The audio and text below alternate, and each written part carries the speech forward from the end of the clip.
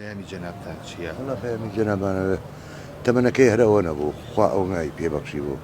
ڕۆژێ پێشەوە تۆزێ ناساک بوو بردیان بۆ خەسەخانە، نەخۆشیێکی دڵی لەگەڵا بوو ئەحمەدی برام خوا بوویکە تر یارمەتیان نەیە. بەڕاستی دکتۆرەکان لەوێ یارمەتیان نا، بەڵام پێویستی بە جیازێک بوو، ئەو جیازیان بۆ دانەنا، ئەوە ئەمڕۆ ئەمری خۆی کردو مرد.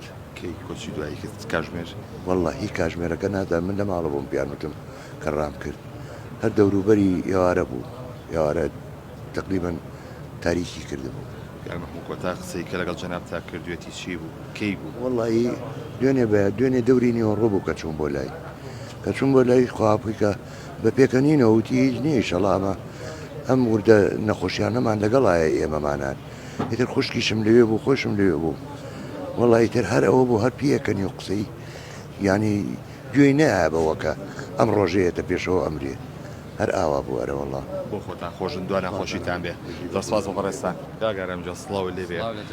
ئەم شەو لە مزگەوتن بۆ کۆچی دوایی هونەرمەند ئەحمەد دەروێش، پەیامت چی لەم شەوە؟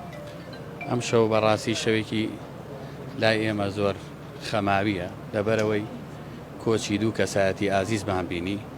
یەکەمیان پێشمەرگەیەکی ئازیز و کورتپەروەر هاوڕێکاوە خوافریکا، دومیان کەڵە هونەرمەندێکی شاری سلێمانی کاک ئەحمەد دەروێش، خوا لیان خۆش بێ. ئەوانە کەسایەتی زۆر جوان بوون لە سلێمانی، بۆیە بەناوی خۆم و هەموو ئەو میلەتە و بە تایبەتی خەڵکی سلێمانی پرسە و سەرخۆشی ئاڕاستی هەردوو بنە ماڵی بەڕێزیانەکە، خوا لیان خۆش بێ.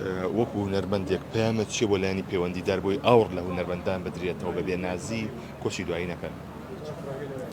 وڵی یعنی هەرچیەک بڵێم شتەکە لە بەرچاوە، ینی چی بڵێم، هیوادارم نەک بەتەنگ هونەرمەندەوە، بەتەنگ هەموو کەسایەتێکی جوان، شەر نییە هونەرمەند، هەموو کەسایەتێکی جوان حەقە بەتەنگیەوە بن و بەرەو ڕووی بڕۆن و خزمەتی بکەن هەتا ماوە لە ژیان. بەڕاستی بەڵێ ئەوەی کایبینن کە ئەمە لێرە خزمان و هونەرمەندانی هونەرمەند ئەحمەد دەروێش هاتوونەتە ئێرە کە